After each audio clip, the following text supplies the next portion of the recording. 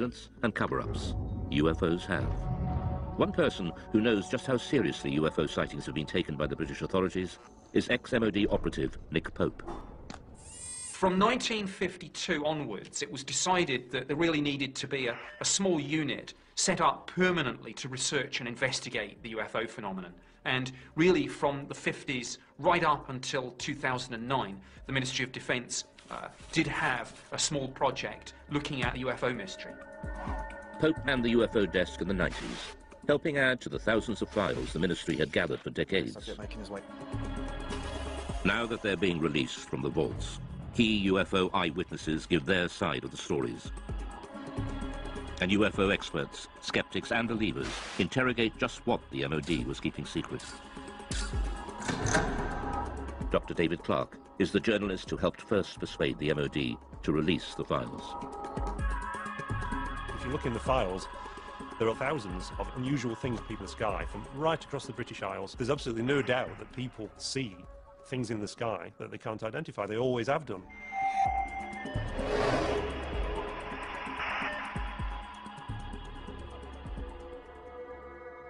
January 6th, 1995. Two experienced pilots of a Boeing 737 carrying 60 passengers from Milan to Manchester report a near collision. It's an incredible sighting of an unidentified flying object which sends the authorities into a spin. In the defence files, there are quite a number of incidents involving near misses between civil aircraft and unidentified flying objects. The most impressive of all was a report that was made by the crew of a British Airways 737.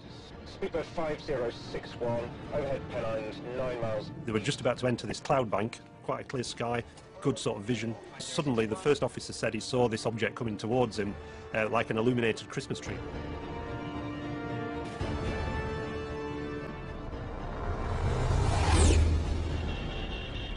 What the hell?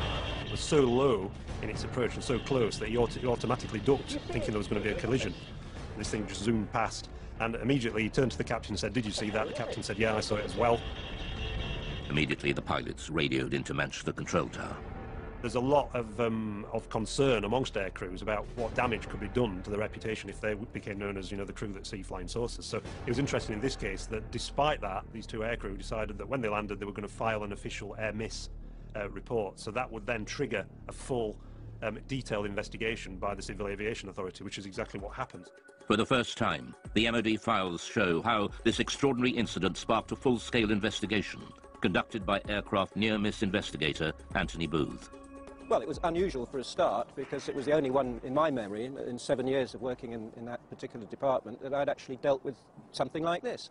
We could talk to the pilots, both the pilots. We would go through looking at radar recordings, RT transcript recordings of the voices of the pilots, recordings of what Manchester Air Traffic Control had to say. We just looked at anything that might shed some light on what this object might have been. The pilots now refuse to talk publicly about the near crash, but the MOD files recall what they told Anthony Booth at the time. My attention was initially focused on the glare shield in front of me, but I was diverted by something in my peripheral vision. The object had a number of small white lights, rather like a Christmas tree. The high speed of the object, although unable to estimate its distance, it was very close. There's a transcript of the conversation between the captain of the 737 and ground control. So this is Speedbird 5061. We just had something go down the right-hand side, just above us, very fast. And Manchester immediately come back and say, well, there's nothing seen on radar. Was it an aircraft? Well, it had lights. It went down the starboard side very quickly. Manchester say, and just above you? Just slightly above us, yes. Manchester then advise them to keep an eye out for anything, but they can't see anything at all. It must have been very fast. It will go down very quickly after it passed you, I think. Okay, well, there you go. The Manchester Control Tower could not find any radar signal. To radar expert Doug Robb, this is extraordinary. It says the likelihood of such activity escaping detection is remote, as the area is well served by several radars, and any movement at the levels in question would almost certainly have generated a radar response. Nothing was seen. So what was it that avoided radar detection? The MOD files show that the investigators and pilots considered all the possibilities. it was a hang glider. At night, he's suicidal. Hang glider would not be picked up by normal radar, no. Comment. No, I don't think so. A meteor could be detected on re-entry if the radar was looking exactly in the right direction as that piece of debris went past at some speed. Military? Maybe, but I didn't recognise it. And we're near a major airport. It would have shown up on the radar response. Spy plane? I don't think so. Didn't look like a stealth. Stealth aircraft would not be picked up by normal radars. If a spy plane is being kept secret, it's not going to be flying where people can see it. And certainly nowhere near airliners. UFO? That'd be daft. I don't know. These pilots are not lying. They did have an unusual experience, which to them remains baffling. The files show the investigation seriously analysed the possibility of military activity. But they found no evidence from any official source. It seems most unlikely that such a flight would have been conducted so close to a busy international airport. So what was it? We revealed the conclusion, locked away in the MOD vaults since 1995, reached by Anthony Booth's investigation. Most of the incidents that we looked at, we could arrive at some conclusion, definite conclusion, but in this case, we couldn't really. We had to come up with an assessment of cause and risk. Both the risk and the cause were unaccessible. Degree of risk, unaccessible. Cause, unaccessible. Really, that statement is really, really unusual to find that in an official air miss report, and it's basically saying we don't have a clue what was seen. What they'll say back at BA. I think they might rib us about this one. At the end of their the summary of the working group's discussions, it says that there is no doubt that these pilots both saw an object and that it was of sufficient significance to prompt an air miss report. Unfortunately, the nature and identity of this object remains unknown. To speculate about extraterrestrial activity, fascinating though it may be, is not within the group's remit and must be left to those whose interest lies in this field. To some ufologists like Nick Pope, the absence of any real conclusion leaves serious and unanswered questions. Now, to me, this was quite extraordinary. UFO does not mean alien spacecraft, but clearly, in some people's minds, whether it was the pilot and the first officer, or whether it was the investigators at the Civil Aviation Authority or the Ministry of Defence, clearly somebody was thinking, well, maybe, just maybe, this is something extraterrestrial. I can't speculate on what it was, I really can't. I mean, I don't know to this day what it was. All I know is that we can't assume we know everything in this day and age. There may be things that we don't know about. The Manchester near-miss investigation shows just how seriously unexplained sightings were taken by the MOD. But the UFO desk had been receiving reports from pilots for decades. The files reveal sightings during World War II, and in some cases these were considered so grave they were referred right to the top of government. The newly released UFO files confirm what many experts suspected. The British government was investigating unexplained sightings as far back as World War II. I don't talk about it too much to people, only close friends who experienced perhaps flying during the war.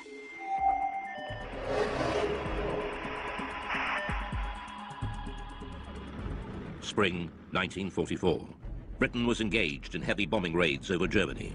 Rumours of strange, unidentified missiles were getting through to top command. Considered a threat to public morale, the MOD files reveal that the order to keep them secret came right from the top.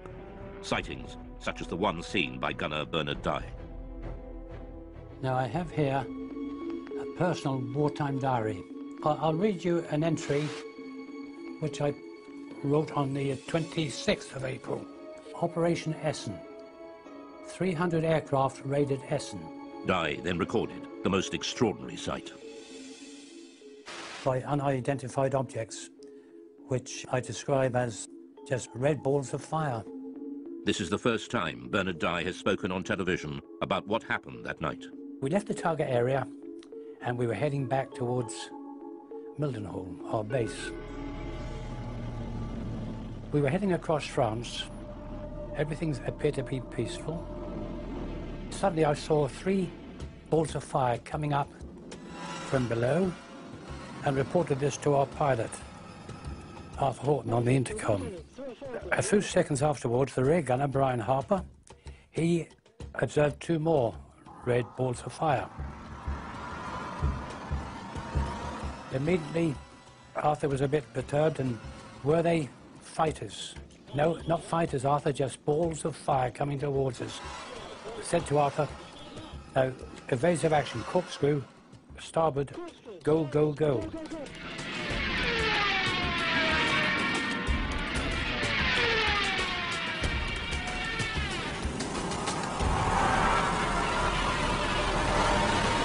We travelled over 300 miles per hour. The aircraft was shaking like a leaf, and still they were following. The pilot was getting worried about burning the engines up. Engineer, Dave, what about the engines? Never mind the engines, skipper. Keep going, or something to that effect. The words were rather rude. It certainly gave me and the crew the willies to see them. After a short distance, these 5 red objects, they just got slower, and the red lights disappeared into the blackness below, and we got safely home. Well, when we got back to Mildenhall, our base, you know, each crew was interrogated by intelligence officers, and they just laughed at us. And this upset the pilot, and, you know, he said, "You wouldn't bloody well have been laughing if you'd have been sitting with us in the aircraft." What did Gunner Bernard Dye think they were? Didn't know what to think, but I thought they were just a new weapon that the Germans had invented. Bernard Dye was not alone. Other World War II aircrew had also reported unexplained sightings, and we now know that at least one of these reports was suppressed, and the order to do so came right from the top. Wartime Prime Minister Winston Churchill was so terrified the report would leak out, he ordered a 50-year blackout. Mr. Churchill declared that the UFO incident should be immediately classified for at least 50 years, and its status reviewed by a future Prime Minister. Churchill's order referred specifically to a late World War II sighting made by a British aircrew returning from a reconnaissance mission over Germany. The files record, "My grandfather was present during a debate about an unexpected incident experienced by an RAF bomber crew." The MOD files show that the story originates from the grandson of Churchill's bodyguard, who had been present at an urgent meeting between the Prime Minister and the US commander of the Allied forces, General Eisenhower, who discussed the incident together. He was writing in to see if the ministry could confirm this story, that this guy who was the bodyguard was present at a discussion between Winston Churchill and Eisenhower about a mysterious incident when the crew of a Royal Air Force reconnaissance aircraft that had seen this metallic object that had appeared by the side of their aircraft, and it followed the aircraft, and it behaved in a way that was completely unexplainable in terms of it being, you know, a German aircraft or any other sort of Nazi flying machine that they were aware of. A leading aircraft expert was also at the meeting. He dismissed any possibility that it could be a missile, since a missile could not suddenly match its speed with a slower aircraft and then accelerate again. Churchill was determined this would go no further. Another person at the meeting raised the possibility of an unidentified flying object, at which point Mr. Churchill declared that the incident should be immediately classified. But the file goes further. One extraordinary line explains just how fearful Churchill was of public reaction to this UFO sighting, if it ever got out. "This event should be immediately classified, since it would create mass panic amongst the general population and destroy one's belief in the church." But the files also reveal that this wasn't the first time Churchill had got embroiled in UFO sightings.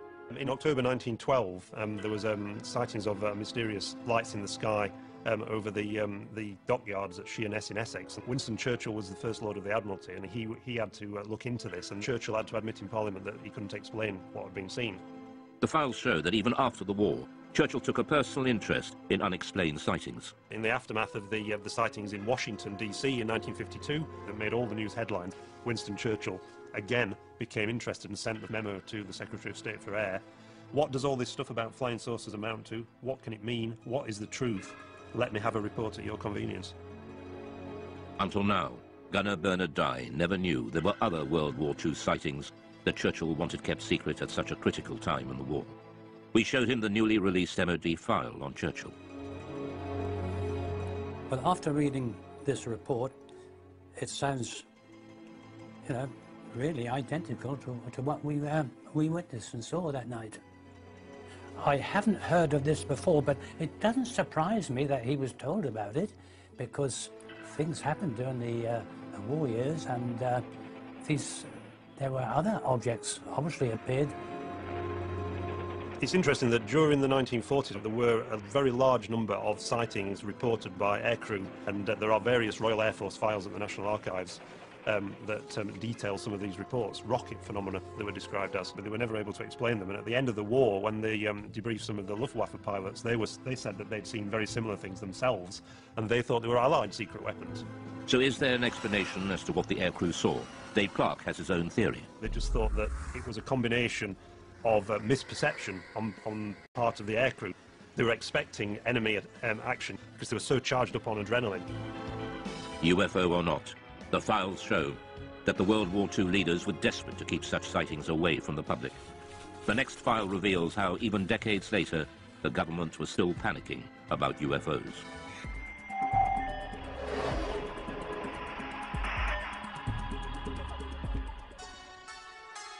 Many UFO experts believe that the Pitlochry file illustrates one of the most significant UFO conspiracies of recent times.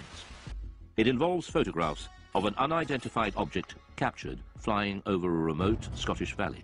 The photos were sent to the MOD, but mysteriously went missing. Journalist Mark Pilkington has spent years trying to track down these UFO images. The Pitlochry photographs in the MOD files date back to the 4th of August 1990, when two witnesses on the A9 near Calvine, near Pitlochry, allegedly saw a large diamond-shaped craft hovering in the air for about 10 minutes and took 6 photographs of it. And the object that they claimed to have seen was accompanied by 2 aircraft, which the MOD later identified as Harriers. The photographer has never been identified. He sent the 6 photographs to the Scottish Daily Record newspaper. The paper never ran the story. Instead, they referred them to the MOD for investigation. The Ministry of Defence took their own copies of the photographs, which have since disappeared. They, according to the files, sent the original negatives back to the Scottish Daily Record, which inexplicably never ran a story on the subject and never published the photographs, and presumably returned them to the 2 men whose names have been removed from the file, so we can't ask the 2 men. So mystery piled upon mystery. All that remains in the files is a photocopy of the alleged photographs. Ufologists later mocked up this photo of what was seen. But Nick Pope dealt with the original photos and file when he worked behind the MOD desk. Both the Defence Intelligence Staff and the Joint Air Reconnaissance Intelligence Centre analysed this very carefully, and the consensus was clear on this. This was a real object. It was maybe 25, 30 metres in diameter. I sat down with my opposite number from the Defence Intelligence Staff at a briefing about UFOs.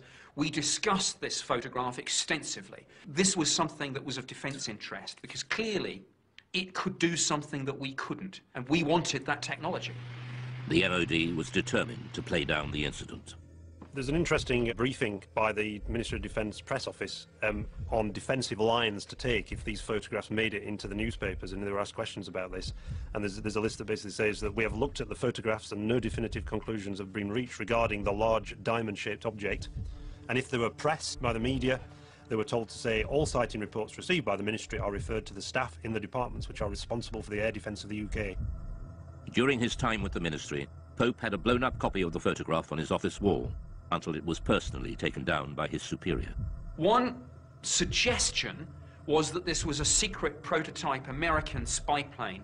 My head of division convinced himself that this probably was some secret aircraft or drone, and he ordered that this be removed. We know from the files that there was a lot of internal discussion about, were the Americans flying this incredible spy plane, and if so, why had they not asked for permission, for this thing to fly through British airspace? Journalist Mark Pilkington believes that events at the time could well have influenced what people thought they had seen. This was just 2 days after the first Gulf War had broken out, and there were certainly great deployments of aircraft towards the Middle East, and the UK was a kind of sort of stop-off point and a sort of launch pad for a lot of those aircraft. The MOD were clearly worried about public reaction, just as Churchill had been 4 decades earlier. So was there a cover-up by the MOD over the mysterious Pitlochry photographs?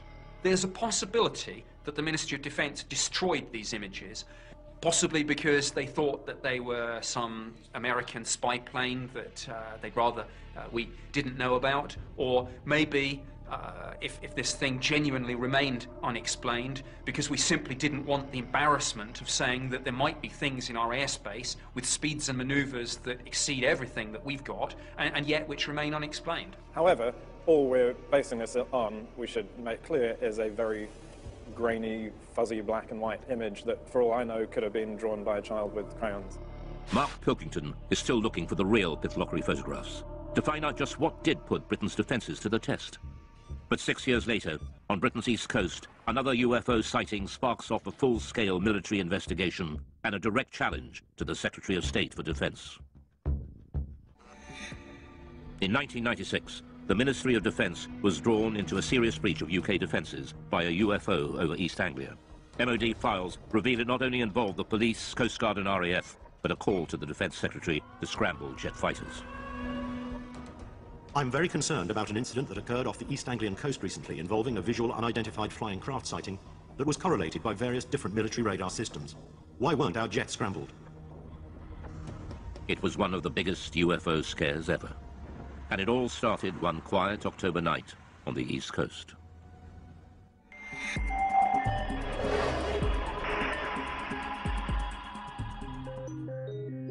It was the police officers, actually, who phoned in the first reports. There's an extract from that. In the early hours of the morning, the police are saying we can see a red and green rotating light in the sky directly southeast from Skegness. It looks to be high in the sky directly over the Wash. Very nice. The patrol officers reported the sighting to the station sergeant. I immediately phoned it through to the Skegness control room, who relayed it onto Great Yarmouth Coast Guard Maritime Rescue, suspecting it might be an incident over the sea. We had a report at about 3:15 local time from Skegness Police, and they could actually see this light in a southeasterly direction. We were uncertain of what it was at the time, and we immediately made a report to the local air defence radars to see if they could see anything. The call went through to RAF Neatishead, the most important air defence centre in southern England. Canterbury radar has a contact bearing at 221 degrees at... They noticed that on one of the radars, a blip that they couldn't identify that wasn't an aircraft. Could the mysterious radar blip and the strange lights seen by the police be the same thing? Panic calls from the public started to come in. No, I don't think they're invading. A call was put out to shipping to keep a lookout for unidentified lights. Then a tanker came back. We're seeing a group of lights above the Wash. The vessel at sea was the Connor Coast, and she was in much this sort of area. At 3:50 a.m., Patrol Officer P.C. Leyland rushed onto the police station roof to video the strange lights and managed to capture 5 minutes of footage, now showing a single stationary white light. News of the sighting spread quickly through the UFO grapevine. The transcript of the conversation between the Coast Guard and the police and the trawler crew was leaked to the local news, and it suddenly became this huge UFO incident that got to the attention of the local MP. The sighting gathered such momentum, even local Labour MP Martin Redmond got embroiled and started asking difficult questions. Martin Redmond said, look, you've got police officers seeing UFOs, you've got Royal Air Force officers tracking them on radar, and yet you don't even get the aircraft in the air to take a look at this thing. Here's a copy of the letter that Martin Redmond MP sent to the Right Honourable Michael Portillo, Secretary of State for Defence, and he says, I'm very concerned about an incident that occurred off the East Anglian coast recently involving a visual unidentified flying craft sighting, which was correlated by various different military radar systems. While I'm interested in finding out what was seen, my primary concern stems from the absolute shambles that such an event seemed to cause. So he's really sort of having a go at the Ministry of Defence and saying, you know, why didn't you react to this? What are the RAF doing? So this really stung the RAF. The files reveal a picture of chaos. The letter sparked off an MOD investigation to explain the RAF's resistance. Doug Robb was operations manager on the night. We showed him the MOD findings. He wasn't surprised by the conclusions. This diagram is the radar plots over Boston on that night. And in summary, it shows that Claxby picked up the object, but it didn't move, and it was on land. And after investigation, it was decided that it was the Church Tower, the Boston Stump, as it's known. The files were certain this was the culprit. The church is known in aviation circles as the Boston Stump, and appears occasionally on some radars in certain radar propagation conditions. They said that this was a completely separate phenomenon to the bright stationary lights that had been seen by the police from Boston and Skegness and by the tanker crew. The report concluded there was no justification to order the scramble of RAF fighters, much to the chagrin of the local MP, Martin Redmond. You'd scramble for a high-speed incoming aircraft 200 miles away, but you're not going to scramble aircraft for a fixed object on land. I mean, what's the threat? If what the radar picked up was indeed a church, what then were the mysterious lights seen by the police and the tanker crew? The MOD scrutinized the police video footage. It suggests a distant celestial source. The MOD sent the footage onto the Royal Greenwich Observatory for analysis. Their report has been kept buried since 1996 in the MOD files. UFO and astronomy expert Ian Ridpath was shown their conclusions and the police video.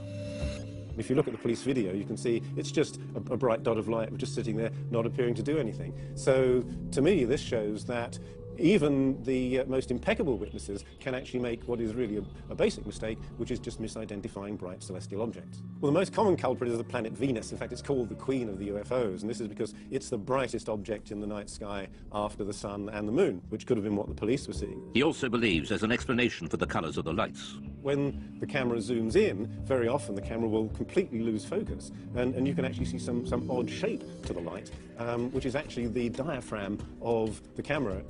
But this doesn't explain what the tanker crew observed. The MOD investigation found that they saw a light coming from a different direction to Venus. And they were baffled. These lights remain unexplained. But expert Ian Ridpath believes there is an answer. The object that the tanker saw to the north, I think, was another bright star called Vega, which is also just appearing to twinkle and flash multicolored lights. UFO expert and skeptic Dave Clark believes there is a reason why this escalated into such a major incident.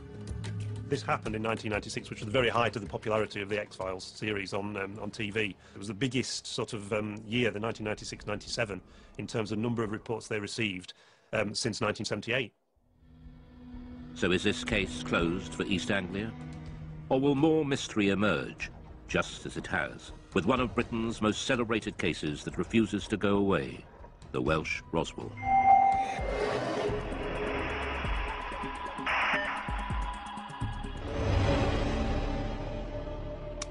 In 1974, in North Wales, thousands of people experienced a violent earth tremor and lights were seen falling from the sky. Some ufologists believe a UFO crashed, and there's been a cover-up ever since of the Welsh Roswell. Oh, a heck of a bang, yes. Oh, yes, it's like a tremor it was in the house, shook the houses, really new houses. It seemed to come right on top of their head until the house was coming down. There were lights coming from the top of the mountain, just up over there. 24th of January 1974 at 21:50 GMT. 5 bodies spectacularly incandescent were observed traversing the sky. New information has been revealed that opens the mystery further. Named as one of the main witnesses in the Berwyn incident is Hugh Lloyd, then a 14-year-old farmer's son. Just after 8:30 p.m., Hugh's family felt the massive earth tremor. It was a frightening experience. Almost 40 years on, Hugh still remembers that day as if it were yesterday. It was like this thud, and straight away the whole place started shaking very violently. The light flickered in the lights in the picture on television, snow on the screen. But we were all frightened. We didn't have a clue what it was. And Enoch said it must be an explosion, and then the phone started ringing. Hello? Like neighbours, phoning to ask, did you feel that? And then roughly about 20 minutes, there was a knock on the door. And there was a police officer there. And he said, we've had reports there's a plane crash that's come down on the Berwyn, and we'd like to commandeer your Land Rover to go up there. Me being 14, I said, well, Enoch, you better drive it.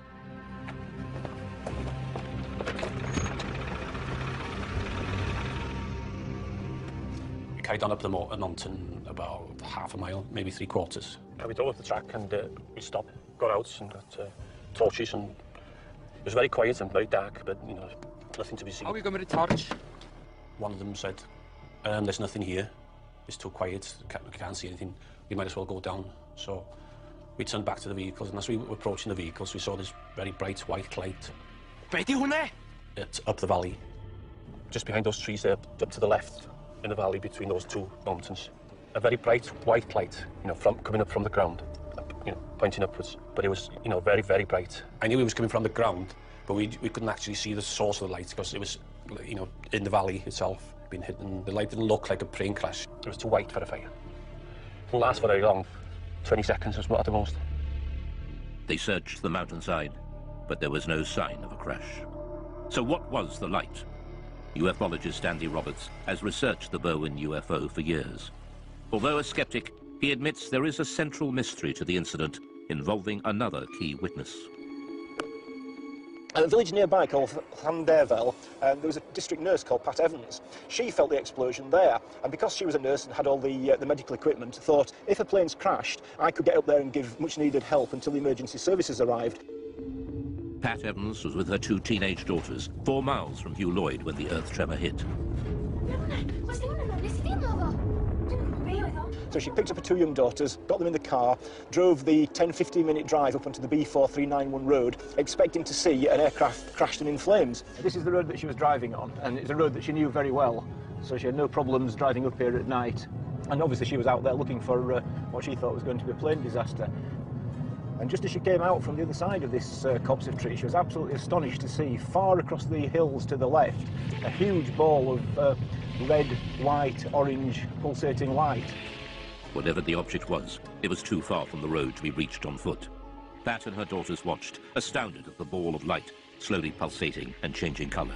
She described it as being half the size of the moon, and around this object were moving torch lights and vehicle lights. She realised that it clearly wasn't a crashed aircraft and that someone or some people were there attending to whatever it was. And realising that, she drove back home and went to bed, and to this day is completely mystified by what it was. So what did Pat Evans and Hugh Lloyd see that night? We reveal that even the arrival of the mysterious men in black couldn't provide all the answers. The unidentified sightings by Pat Evans and Hugh Lloyd in Berwyn, Wales in 1974 have gone down in UFO folklore. The recently released MOD files have added even more mystery. Researchers from the British Geological Survey were quickly dispatched to Berwyn to investigate an earth tremor that had registered 3.5 on the Richter scale. Immediately after the earthquake, we were getting a lot of reports, some of them rather complex ones about lights in the sky, lights on the hill. So I brought a small team of people down to ask the local people around here what they'd seen, what they'd heard, what they'd felt. The British Geological Survey team have become known in Berwyn legend as the Men in Black, as they were dressed in dark suits, official-looking, and were going door to door. Some people seem to think the whole event was rather suspicious and that we, simple scientists from the Geological Survey, had something to do with suspicious events around here. Files containing Chris's notes recall his interview with nurse Pat Evans, who saw the unidentified light. I have here the notes that I made when I talked to Pat Evans. She felt the shaking, but also she was very concerned about lights that she saw in the sky. She thought there was a big red light, like a glowing red fire. This is a copy of one of the maps that we, with our team, used when we were going around the area talking to people. And we were able, therefore, to put on the map exactly where we got that interview from, and therefore exactly what that person saw, heard and felt. This British Geological Survey map, buried in the vaults, is a revelation. It shows the anomalous lights seen by Pat Evans and Hugh Lloyd both appeared in the same small area of hillside at the same time. Ufologist Andy Roberts returns to the same spot on the mountainside where Pat and her daughter saw the UFO, and where Pat Evans told her story to Andy Roberts in 1998.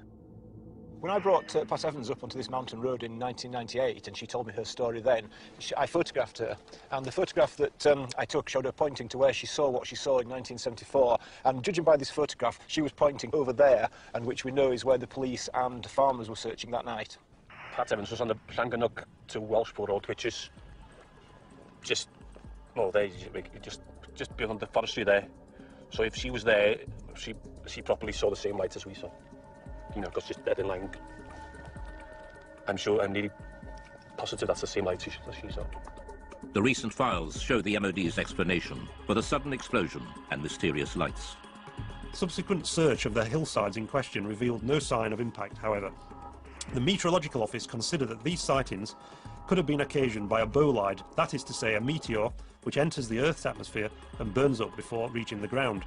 A private investigation done on behalf of the British Astronomical Society concluded, however, that the meteor may in fact have disintegrated over Manchester and that its appearance was preceded at 8:30 p.m. by an earth tremor in the Berwyn Mountains with which it has no connection. In regards to the UFO phenomenon.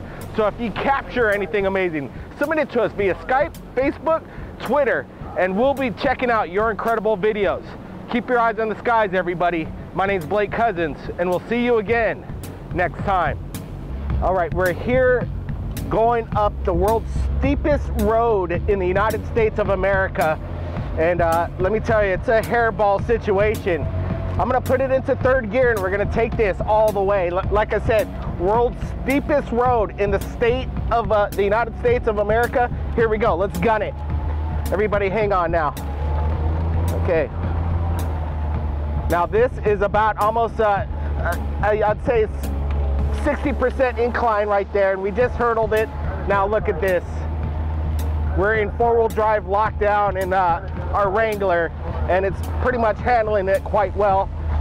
Everybody, thanks for joining us here at Third Phase of Moon, and if it wasn't for you watching the skies, submitting your incredible videos, wow, we wouldn't be here like I was just saying earlier. Everybody, take care. My name's Blake Cousins, and we'll see you again next time.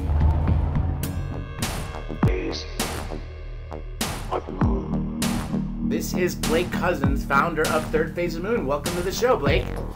Hey, thanks, Dr. J. Great roundtable tonight. I wanted to get to, we're working on something special, something incredible. It's DARPA. What's DARPA up to? We at Third Phase of Moon want to find out what's going on at the Defense Advanced Research Projects Agency. DARPA is up to something big. They've been doing this since 1958.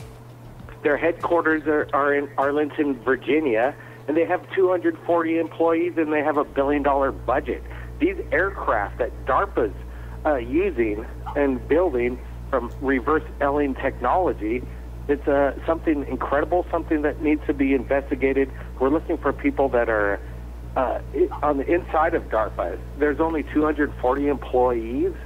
What's the turnover rate over there? Somebody has had to been fired from there or want to speak out. We're looking for DARPA employees that want to talk and share what's going on over there, because something's going on.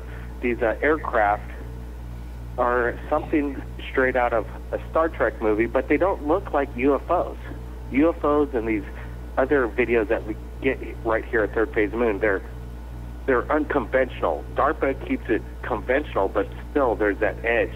Is anybody on the... What do you think about I've that? actually worked on a few DARPA projects, and usually they're cutting edge. The stuff that I was doing was semiconductor stuff. Typically, always trying to push the envelope, and that's typical with DARPA projects. Is they're always trying to push the envelope of whatever particular technology.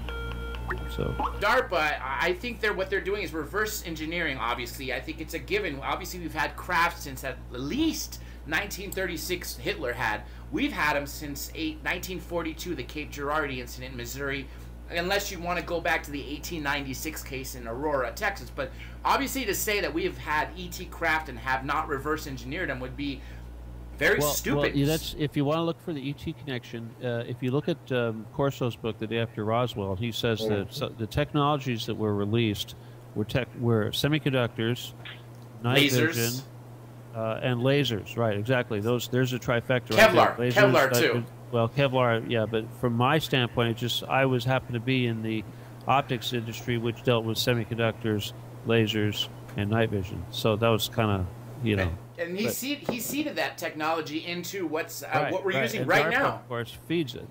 They basically do they fund the high tech, the state of the art stuff, and then that all filters down. Mr. Kelly, let me ask you. So you say yourself you worked on the DARPA project? I worked on, when I was in the optics industry, making parts for photolithography systems and stuff like that, microphotolithography, semiconductors, servicing the semiconductor industry.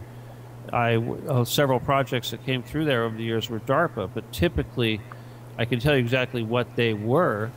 They had to do with printing the mask of the semiconductors. In other words, the master patterns for the photomasks. And the Let me thing ask that, you, Mr.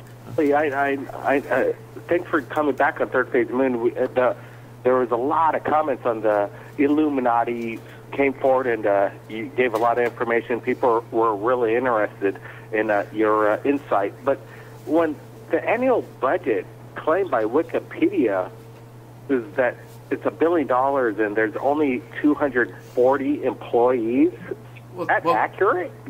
Blake, let me jump in for that. I got to tell you, is obviously what's written as the budget is not the real budget. And I know this for a fact because this SEAL, who's not into conspiracies or anything at all, he was just a normal Navy SEAL who was in Vietnam from 66 to 69. And then he did 2 mercenary missions. And he said every single mission during the SEALs and the mercenaries after came from the CIA. Well, both mercenary missions were to guard giant cargo ships full of coke, 2 coming to the U.S., one from Peru, one from Colombia. but that's not DARPA, John. But that's black ops. A lot of people, that's funding black ops, though. Well, see, but that's another thing. I was involved in that too. But the DARPA thing is different. DARPA really does go out to industry in the form of grants and contracts to make advanced stuff and assemble advanced stuff. And so it's very much a technical construction arm of the, and if you will, a de-engineering farm too, no doubt. Certainly, obviously, they were de-engineering equipment, and that's why they were able to direct this. They knew what to build. They could write these specifications, advanced specifications, because they knew what direction they were trying to head with this stuff. So, but well, that's exactly, you hit it right on the button, because in 1958 they originally established DARPA as their original mission to prevent surprise, like a launch from a Sputnik, or Soviets had beaten us to the States, but now they're also creating this to surprise our enemies, and this keeps changing. They actually changed their name from ARPA to DARPA. When you were working there, was it ARPA or DARPA? Okay, well, that's what you're talking about. That's the predecessor to the internet, where they had the ARPANET and the DARPANET. But gosh, what was I going to say? The thing about this, it's a little bit different, the technology stuff. I'm sorry, I kind of. Well, Maxwell on DARPA. Maxwell, I want to ask you on DARPA and also HARP, because you mentioned about the ley lines of the Earth, and there seems to be a natural energy why there's cities at certain places, and 33 degrees and all the rest of that. I know you know about that kind of stuff. So what's your take on both DARPA and HARP and the ley lines? Go ahead. John Bearden and Dr. Bob Beck were talking about ELF, the extreme low frequency, and the woodpecker effect coming out of Russia. Woodpecker is still, I guess, in operation. You hear it on shortwave. And so the whole concept of using frequencies and high technology, what they call over-the-horizon radar, to create earthquakes, to create hurricanes and volcanoes down, I don't know. There's all kinds of high technology that's been known for many years, and Tesla was doing that kind of stuff a long time ago. And so the guy you really want to listen to on that kind of stuff is Colonel Tom Bearden. You can find him on the web and just listen to some of the stuff he's talking about DARPA, but he's talking about the occult and heavy-duty stuff that this government and other governments around the world are actually doing. And I would throw in something that you might want to look up. It's called the woodpecker. A lot of people may not know what I'm talking about, but it's a very interesting subject. Just look up woodpecker effect, and you will see that both Russia and America have been using this kind of high technology, ELF, extreme low frequency, to cause people to go crazy, causing people to get angry, causing people to become confused electrically. So all of this stuff has been known. I mean, I'm sure it was enforced as far back as maybe the 40s and 50s, but it started to come out in the 70s. This high technology using electronics to confuse people, to cause strange cloud formations, and of course that brings in horror. So all of this stuff is very legitimate, it's very, very real, but there's a lot of good stuff out there now, a lot of good information on it now that wasn't there back in the 70s when we were originally talking about it. Look into Bob Beck, guys. Yeah, Congress sent Bob Beck to Russia to investigate the woodpecker, and he basically smuggled some gear in there that allowed him to analyze the frequency and figure out what was going on. And he was a dear friend of mine for many, many years. Yeah. He was a friend of mine too, George. Yeah. He used to hang out at my shop and buy lasers for me to use as pointers at his lectures. Yeah. Yeah. I loved him. He was a wonderful, wonderful man. He always wanted the most powerful laser. You know, had to be twice as powerful as what anybody else had. They keep changing their story and their name. If you've worked for ARPA or DARPA, we'd like to interview you on Third Phase of the Moon and find out what's going on behind the scenes. Everybody keep your eyes in the sky, and if you captured anything amazing, send it to Third Phase of the Moon via Skype or Facebook. My name's Blake Cousins. We'll see you. Wow, look at it light that up. Wow. Welcome back to Third Phase of the Moon. My name's Blake Cousins, and we're going over breaking news that we just released on YouTube Third Phase of the Moon. We're just about to hit 100 million views on our YouTube channel alone. Everybody subscribe to get the latest breaking news about UFOs from around the world. I just wanted to go over an incredible video just in tonight. We're going to discuss it with Dr. J. Andy Elias and former FBI agent Ben Hansen. He went over this video that we're looking at right now. Incredible footage captured from within a plane of what looks to be mysterious lights below. Dr. J, I wanted to get your opinion first of what you thought of this video just into Third Phase. You know, I honestly, the genuineness of the people on board that were witnessing this craft of the person recording, clearly you could tell because it's a vertical thing, a vertical shot. It's from an iPhone. But obviously, as Ben Hansen said earlier, you know, they could have won an Academy Award. They definitely saw something out there. I don't think it's CGI. It's definitely in the air. Well, the first thing that I noticed with this is it caught my attention that the light was moving a little bit. It didn't look like it was in conjunction with the camera shake, and I thought, well, this could be CGI, computer generated imaging that is showing what we call an error in tracking. It's when you animate something, you have to anchor it to the rest of the objects or the background in the film. And I was thinking that this object wasn't tracking correctly at first. But the more I looked at this, I realized this didn't appear to be the issue. In fact, it looks as if the light and the way that it wobbles a tiny bit in the first of the 3 videos probably is only due to something we call shutter roll. This is a rolling shutter effect with the CMOS sensors in a lot of cameras. And what ends up happening is sort of a blurring effect, or it looks like the image is wobbling. So the reactions of the people seem pretty genuine to me. It actually take a pretty professional job to fake reactions like this that are so spontaneous. They seem appropriate with the background of the chatter and everything you're hearing on the plane. It wasn't over dramatized. They didn't act as if they were reading from a script. It sounded very legitimate and real to me. So my opinion is that whatever's captured in this video most likely is happening in camera. It's going towards it. Whoa! Oh man, look at that! Do you see that? Mm-hmm. Yeah, we're looking at the videos, and now we're about to enhance it and zoom it in about 2,000% and put some brightness contrast to this, so we could even get a better look at these videos that came in. And there's some new information about what was going on in regards to this, and we can all hear people's reactions in real time.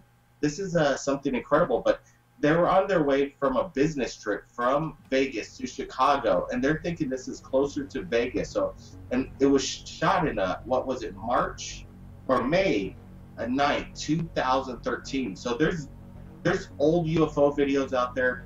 He said he couldn't share it with Third Phase of Moon because he had a hard time editing these 3 clips together and zooming in on the UFO. And that's what we do here. What we do here at Third Phase of Moon is analyze these videos. What do you think of looking at the trifecta, John? Like you see it from one light and then it transforms into a triangle formation.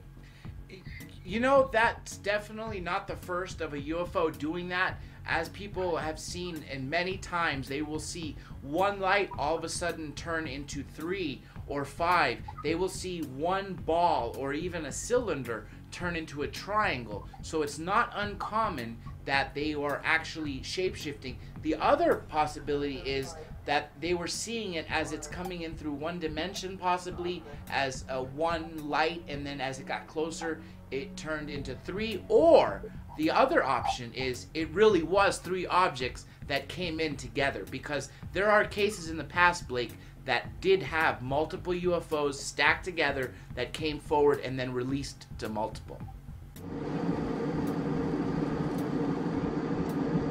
Wow, look at it light that up. Wow. It appears to be maybe a half an hour of time. We're looking at something where the sun is probably just set beforehand. In the third video, it's actually quite dark. I wouldn't be surprised if this happened over about a half an hour. In the last videos, though, what you'll see is part of the reflection of the inside of the plane. So the other passengers, you're kind of seeing them, you know, backlit and reflecting. So there is some of that, but the object and the light is consistent throughout all the 3 videos. That there's something illuminated makes me believe that this is actually happening down beneath and outside of the plane, not an artifact of camera reflection or something inside. Plus you have the witnesses who are corroborating. We're led to believe probably someone in the row behind them or in front of them is also seeing the same thing, which, you know, angles of camera flares and things like that just wouldn't match up. Weather phenomena, I don't think so. The only thing I could think of, it was a pretty clear day. It didn't look like there was much haze at all. And I don't think that anything such as ball lightning or a weather phenomenon that would be very rare, you know, would continue, especially for such a great amount of time as what we're seeing over several minutes. And for this thing to kind of undulate, it looks like a snake with a trail of light following behind it, which is very, very strange. So it's a great video. It really is. To me, I'm going to have to put this in the box of I have no clue. This doesn't fit typical UFO description of solid object, of triangular object. It doesn't even fit the description of light anomalies that we're familiar with. For everybody out there who was on that flight, contact Third Phase of Moon. Whether you were a witness that just heard people saying they saw something, or you were one of the people actually looking out the window, contact Blake Cousins in Third Phase of Moon. Thank you, John, and thank you, Ben, for joining us right here, going over this incredible breaking news. Everybody look at the videos. We've contrasted it, again, zoomed in, listened to the reactions, and if anybody has old footage, you know, whether it goes back to the 60s, Super 8, high VHS, Super VHS, we want to go over it, look at it, zoom in on it, because I know there's an archive of UFOs still waiting to be seen and shared to the world. Everybody keep your eyes on the skies. My name is Blake Cousins. We'll see you again next time.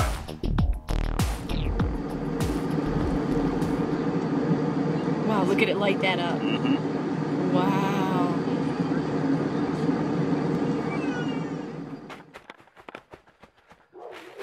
There they go. Blake Cousins here at Third Phase of Moon with breaking news. Ed is in contact with us right now. He's just shared incredible video of what looks to be a star ship, a beam ship of some sort, shooting vertically in the night sky. Ed's with us right now. His videos are going viral. The people have shared his videos, asking the big questions. They're all over the internet. Ed's footage over the past couple months have been so, you know, exciting in the UFO world right now. People are amazed. And tell me, what's the circumstance behind this video? And welcome back to Third Phase. Yeah, Blake, thanks for having me back. This was shot in 1987, right after I was getting off the ship. It was my first time on the ship with Voss. Okay, okay, Ed, explain, let's backpedal a little bit, because I want to concentrate on this video that we're looking at, and we're zooming in, we're analyzing these photos, and we're not seeing any thing that could say that this is a hoax of any kind. Ed, let me ask you right now, is this a hoax? Because people just want to know this straight up, and we'll move along. There they go. No, this is authentic footage that I shot after being on the ship for the first time. It delivered me back within feet of my truck. I went back to my truck, grabbed my camera, and I had to backpedal to get some footage before it left. All right, Ed, we got to get these questions, the hardcore ones, out of the way first. Now let's get into detail. This incredible video we're looking at, we're going to share it to the world. Everybody's going to make up their own mind and decide what's going on here. Okay, Ed, so you were aboard the ship. This video right now is as they were taking off and leaving, and you say you were backpedaling, getting the shot. What happened before this on board this ship? Blake, this was my first time on the ship, and I had seen this ship many times. I think I've sent you other video footage of the ship that I ended up going on with, and the contact I had identified himself as Voss through telepathic communication. There was no voice. And this was my first time on the ship. And right after I got delivered back through this same beam of light that you see the ship departing with, I was able to get back to my truck and shoot this footage. We're looking at this footage. You know, it takes off right behind the tree. What's the size of this craft? This ship was about the size of a small house.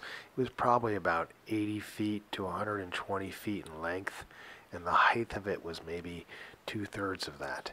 The beam of light, the light coming off this, is something that the video captured, but it was different in person. Did this make any sound? It seems like it's almost a rocket booster, a thrust of some sort, rocket engineered. No sound at all, Blake. It didn't make any sound. There was no sound at all, Blake.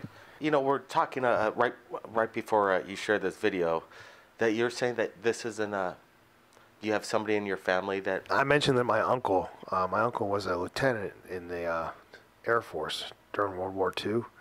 He was the one that I first saw an unidentified flying object with.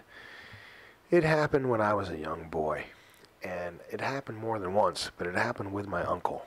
And after my uncle died at a young age, he was only 66 when he died, I continued to have these visitations, and I continue to have them today. I think the only reason why I have ever had contacts with UFOs and extraterrestrial intelligence is because of my uncle. And it makes me think of Voss, because it's the same kind of telepathic communication that happened with my uncle and I. There were a lot of things left unsaid, but that were clearly understood. Ed, a few days ago, we posted this incredible video of a classic metallic flying saucer, and you know, it doesn't get much better than this. I didn't get your comments of what the circumstance behind that was, but there's a lot of stuff going on in the video. You see apparitions flying by. It almost looks like something's jettisoning out of the UFO. What was going on in this shot right here? Yeah, Blake, I just dug these up, and this was a great discovery to make again. This came in about 1986. It might have been as early as 1984. There's two of these here, and they're different. They look similar, but they're actually different craft. But they are in the same area of the country. I was in South Carolina at that time, and you know, I spoke of my uncle in my introduction to these craft through him. That was my first experience, and this is experience that I had before. And what I'm coming up with is some interesting stuff, but as I told you the first time we spoke, this is a part of my life, but it's not the only part of my life. And I know I carried a camera on that ship, but I also know that there's a different force of energy working there. So I'll look in my archives and see what I might be able to discover for you. But it's a different environment, one where our alternating current is not functioning.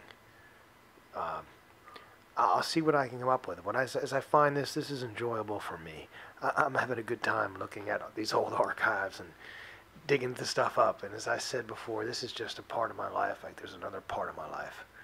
You know, when I first experienced the UFO with my uncle, it was not long after Neil Armstrong had first walked on the moon. And, you know, this just seemed normal to me when I had this experience with my uncle. But what's happened since that time has been very slow. And that's okay, because this is just another part of my life. But the fact of the matter is that, you know, we all heard last week about ex-President Clinton coming on the news and saying, you know, the aliens are coming. I mean, this is common knowledge. The aliens are already here. How does that make you feel, Ed, that, you know, these ETs are making contact with you, and the, you know, presidents of the United States can't even prove that ET exists, and, you know, Area 51 once held the bodies crashed from Roswell, and, you know, they have the alien technology, and presidents can't even be involved with that, and you're making contact with them. Well, Blake, at the risk of sounding arrogant, I'll just tell you, I've had these experiences, maybe we're counting 60 experiences I've had, visitations, being on alien craft, seeing these objects, communicating with Voss, my history. So I don't look at it in terms of the way other skeptics might look. And I truly believe that this is much bigger than any Area 51 or whatever happened with the president. This is much bigger than that kind of detail. They brought me on the ship with Voss, escorting me into another room where they presented to me an image that I saw. I can only describe it as being a hologram, where this image was floating in free space, and this image was me, and it was who I was. That's what they were communicating to me telepathically. They were saying to me that this is you, and this definition of me through this hologram image that was like a DNA chain, a mathematical formula of my genotype, and what they were communicating to me was that this was in compliance of what they wanted to be. This was welcoming to them. This was friendly to them. This was what they wanted, and this was positive, and they were almost congratulating me for who I was. We want the details, Ed, and these photos and videos that you continuously submit. We're looking forward to you keep digging into your archives and sharing what it is. You have Super 8s. You need help to recover some film. We'd love to do that. Ed, thanks again for joining us at Third Phase Moon. You keep in touch. It's my pleasure, Blake. I appreciate Third Phase of Moon and your forum for me to share my archives with, and I'll keep looking to see what I have. Maybe I have something that you're interested in, and we can share with other people. Thank you. Thank you, Ed. And wow, we just wanted to do it like we do it at Third Phase of Moon. Share it in real time, liquid information. It's like a faucet of water, continuously streaming live to the people around the world. Everybody keep your eyes on the skies. And if you've captured anything amazing in regards to the UFO phenomenon, submit it to Third Phase via Skype or Facebook. My name's Blake Cousins. We'll see you again next time. There they go. There they go. That's it. See you, Voss. By popular demand, we are pleased to announce the Third Phase of Moon album is finally featured on iTunes. With all your favorite songs and themes you hear on the top UFO channel on YouTube, Third Phase of Moon. Out of This World soundtracks composed by master artist Paul Barrett.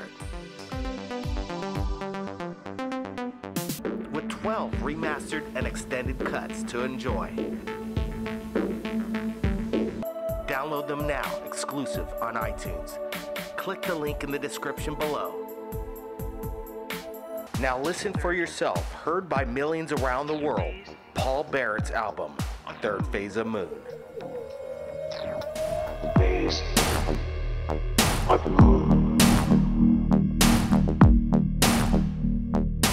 Welcome back to Third Phase of Moon.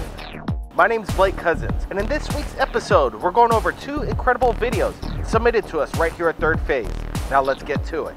Now for our first video, shot from Austin, Texas by Jason, who describes this incredible object as a sight to behold.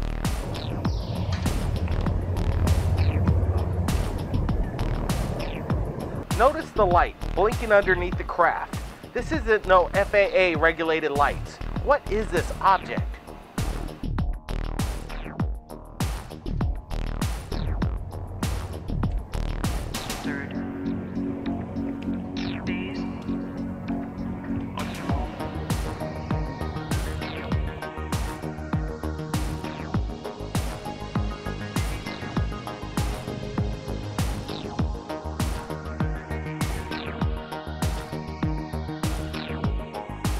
There it goes behind them trees.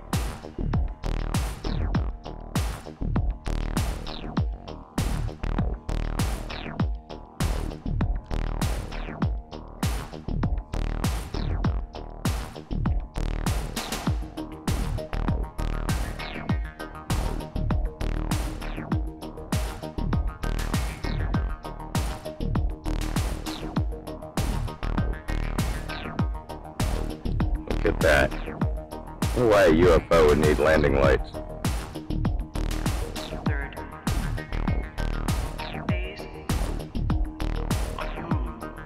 I wish this thing would focus in a little better.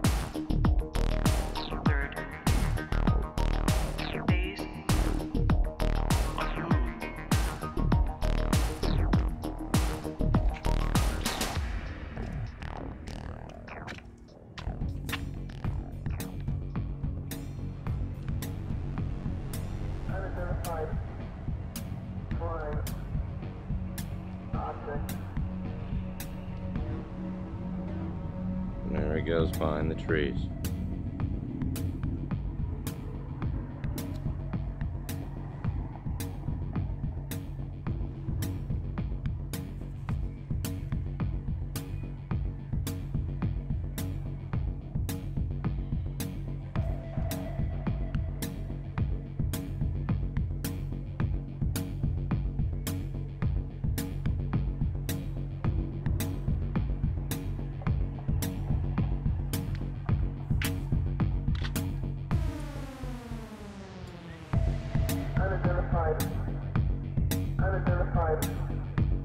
Unidentified flying object. Unidentified flying object.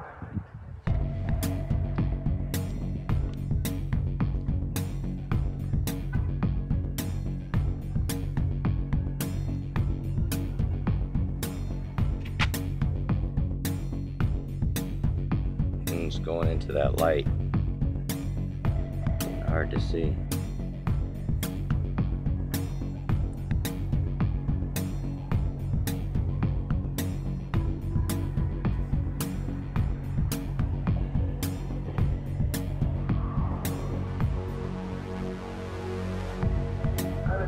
Still see it going behind them trees.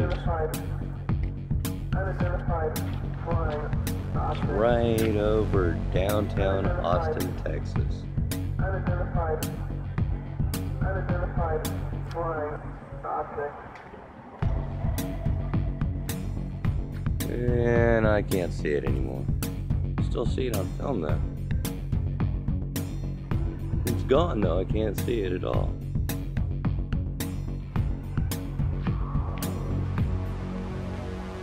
Look at how it lights up right there. Flying object. flying object, flying object, flying object, flying. What do you think that could be?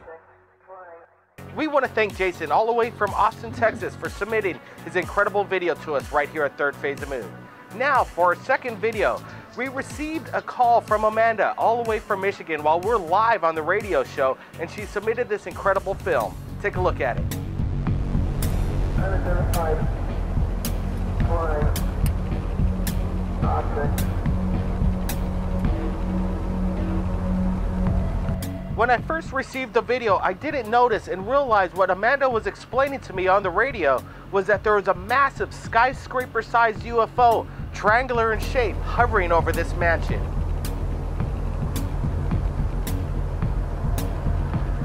Could this be a TR-3B, a reverse-engineered alien military aircraft? You decide.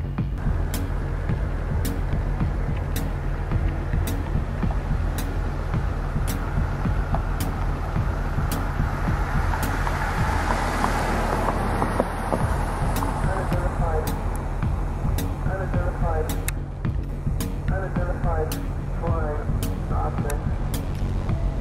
Unidentified flying object.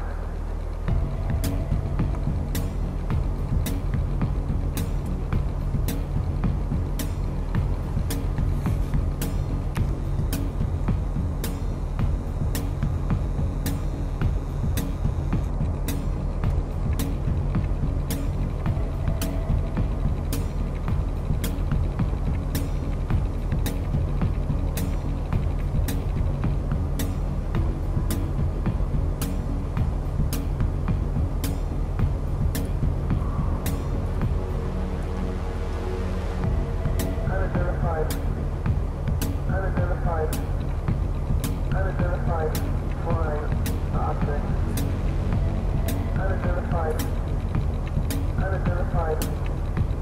Unidentified flying object.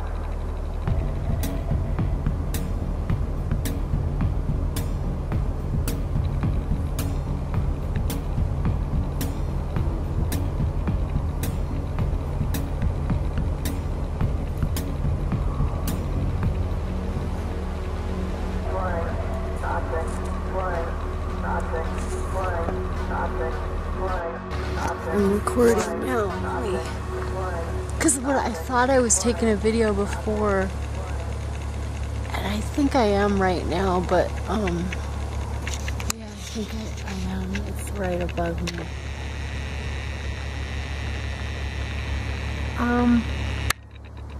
It's hard to tell how high it is.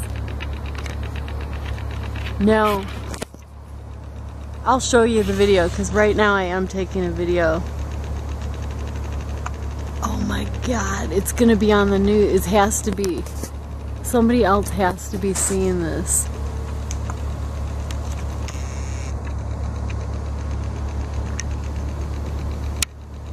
I'm in Novi, like in my brother's neighborhood. It's weird because, yeah.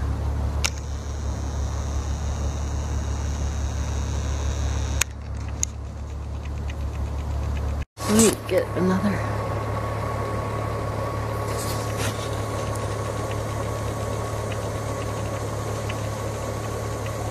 I wish you were here. You would be freaking out.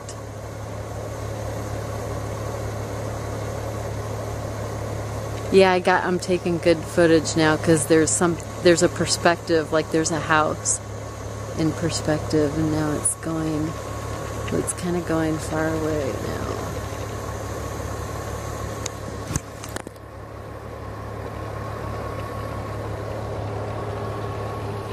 Oh, it's kind of leaving.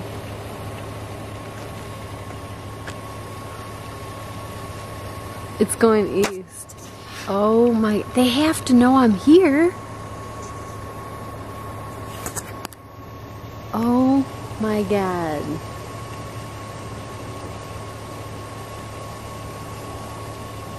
I'm seeing my first UFO. Like, no, 100%. There's no way, unless somebody has a remote controlled thing, which there's no,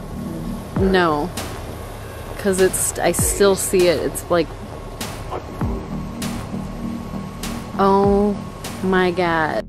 What are these strange lights appearing over the planet Earth? Have your cameras ready because we're standing by right here at Third Phase of Moon. Submit them to us via Skype or Facebook. My name's Blake Cousins, and we'll see you again next time.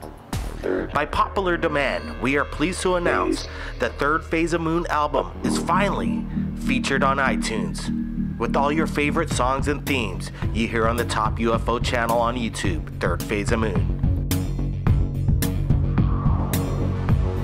Out of This World soundtracks composed by master artist Paul Barrett. With 12 remastered and extended cuts to enjoy. Download them now, exclusive on iTunes. Click the link in the description below. Now listen for yourself, heard by millions around the world, Paul Barrett's album, Third Phase of Moon.